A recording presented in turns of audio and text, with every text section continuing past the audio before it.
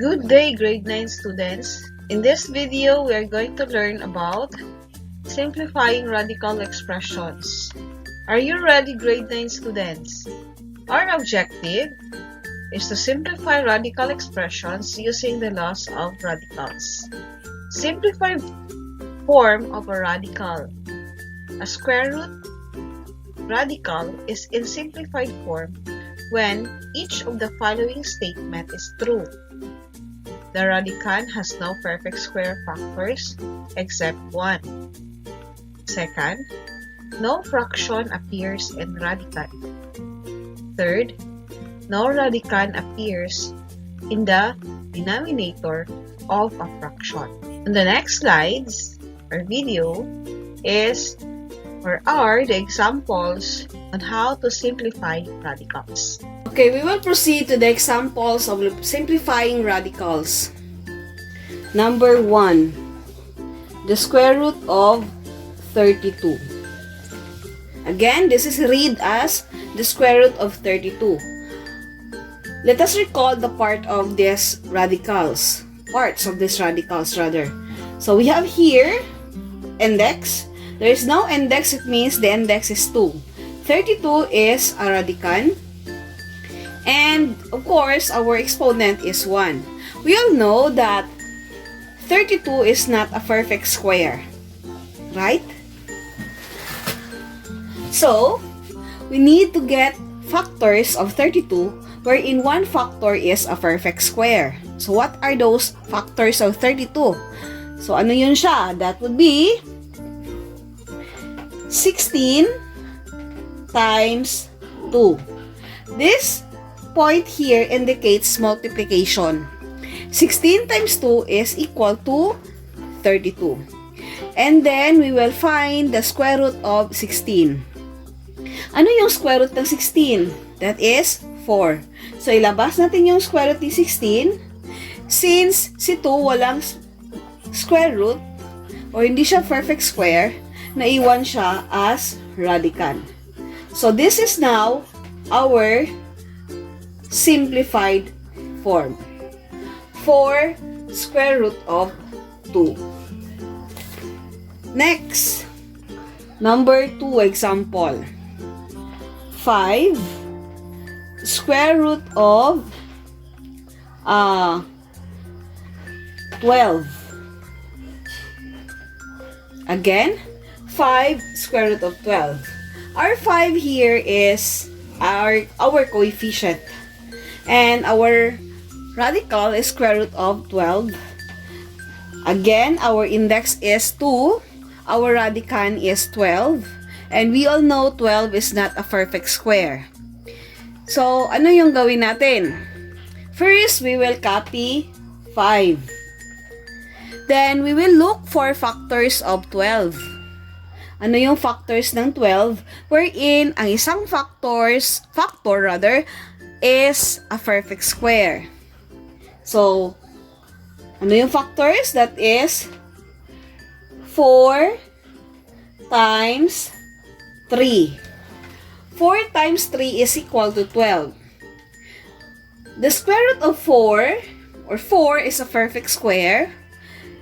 The square root of 4 is 2. So, ang mangyari dito, we have 5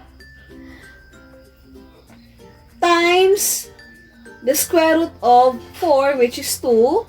Then, copy the square root of 3.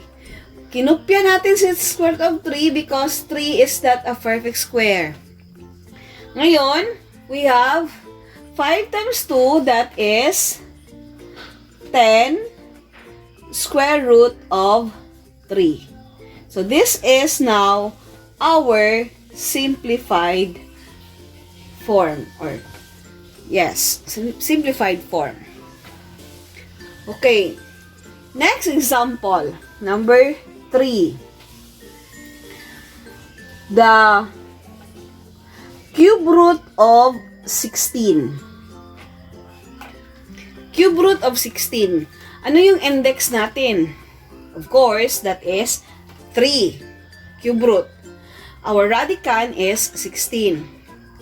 So, since 16 is not a perfect cube, we will look for factors of 16 wherein one factor is a perfect cube. So, ano yung mga numbers or factors ng 16 na ang isang factor is a perfect cube? So, that is, or the factors are, the cube root of 8 times 2. 8 is a perfect cube. Why? 2 times 2 times 2, that is equal to 8. Then, multiplied by 2, that is equal to 16. Ngayon, ano yung cube root ni 8? That is 2. Then, si 2 here is not a perfect cube. So, we will just copy the cube root of 2. And this is now our final answer, or the simplified form. Next, we will proceed to the example where it has variables. Like, example number 4. The square root of x to the power of 8. So, we will recall the parts of this radical. Ano yung index natin? Walang sinulat na index. It means our index is 2. Then, our radicand is x. The exponent of the radicand is 8. To simplify this radical expression, we will divide the index, the exponent by the index. So again, our index is 2. Divide the exponent 8 by 2. So we will copy x. 8 divided by 2, that is 4. So 4 is our exponent. So our final answer, or the simplified form, is x to the power of 4. Again, simply divide the exponent rather, to the index. Now, we will proceed to example number 5. The square root of 4x squared y to the power of 4 z to the power of 6. Again, our index is 2. 4 is a perfect square. The exponent of x is 2. The exponent of y is 4. The exponent of z is 6. And this exponent is divisible by our index, which is 2. So, it is easy to find the simplified form of this radical expression. So, our answer would be, what is the square root of 4? That is 2. Then, copy the x. 2 divided by the index here, which is 2. That is 1. Or pwede na, hindi natin isulat si 1. Automatic na yan siya. Maintindihan na natin na ang exponent is 1 when there is no exponent here. Then, copy y. 4 divided by the index, which is 2. That is 2. Then, copy z. 6 divided by 2, that is 3. And this is now our simplified form. Number 6 example. The cube root of 27 x to the power of 6 y to the power of 9 z to the power of 12. So, we will identify our radicand, our exponent, and index. So, first, our index is 3. And we have here 27. So it means the cube root of 27. Then the exponent of x is 6. 6 is divisible by 3. Then the exponent of y is 9. 9 is divisible by 3. Then the exponent of z is 12. 12 is divisible by 3. Ngayon, ano yung simplified form of this radical? So, we need to know the cube root of 27. So, cube root of 27, that is 3. 3 times 3, 9, times 3 is 27. So, we have here 3. Then, we will divide the exponent to this index. Copy x. 6 divided by 3, that is 2. Next, copy y. 9 divided by 3, that is 3. Then, copy z. 12 divided by 3, that is 4. So, our simplified form is 3x squared y cubed z to the power of 4. Okay, number 7 example. The square root of y cubed. Our index is 2. The exponent of the radicand y is 3. In order to simplify this expression, we need to factor our radicand. So, the factors are y squared times y to the power of 1. 2 plus 1, that is equal to 3. Then, the simplified form, 2 divided by 2, which is y. So, ilabas natin ang y.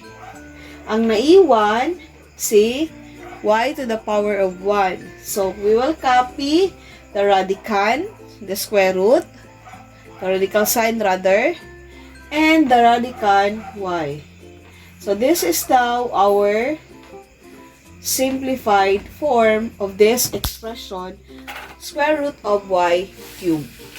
For number 8 example, that is 16 square root of 16 x cubed y to the power of 5.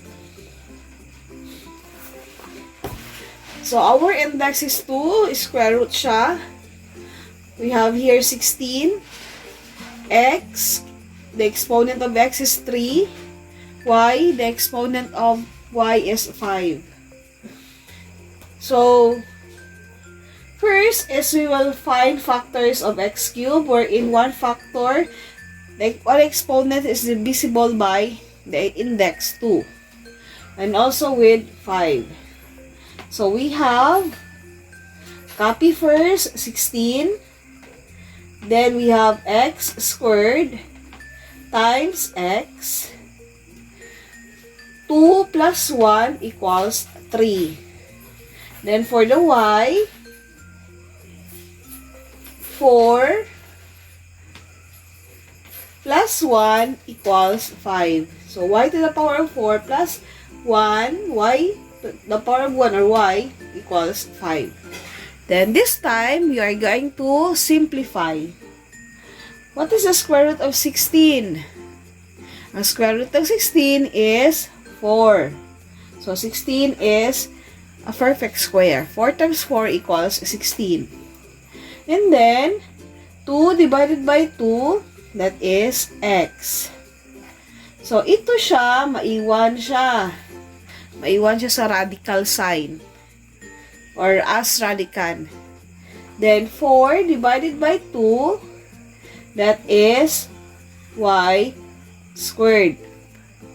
Ngayon, si y naman maiwan. So, ano yung naiwan sa radicand? Sa radical sign. So, we have x, y. And this is our simplified form.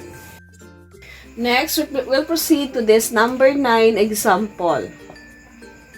The square root of 18x squared m to the power of 5 and n to the power of 7. So this is our radical expression, square root of 18x squared, m to the power of 5, n to the power of 7. So first, since 18 is not a perfect square, we look for factors of 18. So that would be 9 times 2. 9 times 2 is 18. Then, sa x na naman tayo. So, 2 divided by 2, pwede siya ma-divide. So, we'll just copy first. How about 5? I-factor natin yung radical na m to the power of 5. So, our factors, m to the power of 4 times m. Then, ang n to the power of 7. So, ano yung factors ng n? N to the power of 6 times n. Then, this time, we are going now to simplify. So, what is the square root of 9? That is 3 because 3 times 3 is 9. Maiwan si 2. Then, 2 divided by 2 is 1. So, we have here x. Then, 4 divided by 2, that is 2. So, m squared. Maiwan si m kasi hindi siya ma-divide sa index. Then, 6 divided by 2, that is 3. So, n to the power of 3. Maiwan naman si n. So, ano yung naiwan sa radical or radical sign? Radical. That would be 2mn. So, this is now our simplified form. Number 10 example. The cube root of negative 16 x to the power of 5 t to the power of 7 and t to the power of 7. Ayan lang. So, our index is 3. This is our radical. So, first, we will simplify. Will not forget the index 3. So, we will look for factors of negative 16 wherein one factor is a perfect cube. That is negative 8 times 2. Negative 8 times 2 is equal to negative 16. Then, i-factor din natin yung exponent na 5 na isang factor ma-divide sa 3. So, ano yung possible factors ng 5 or x? That is x cubed times x squared. Bakit? 3 plus 2 equals 5. Next, i-factor natin yung 7 ng isang factor ma-divide sa 3. So, ano yung factor ng t? That is x to the power of 6 times t to the power of 6 times t to the power of 1. Next is, we will now simplify. Find the cube root of negative 8. So, the cube root of negative 8 is negative 2. Wala mang cube root ang positive 2. So, maiwan si positive 2. Then, 3 divided by 3, that is x to the power of 1 or x na lang. Ngayon, si x squared, maiwan si x squared. Then, t to the power of 6 divided by 3 here, that is t to the power of 2. Then, maiwan si t. Then, we have the cube root of, ang radical natin, the cube root of 2x squared t. So, our final answer is negative 2xt squared cube root of 2x squared t.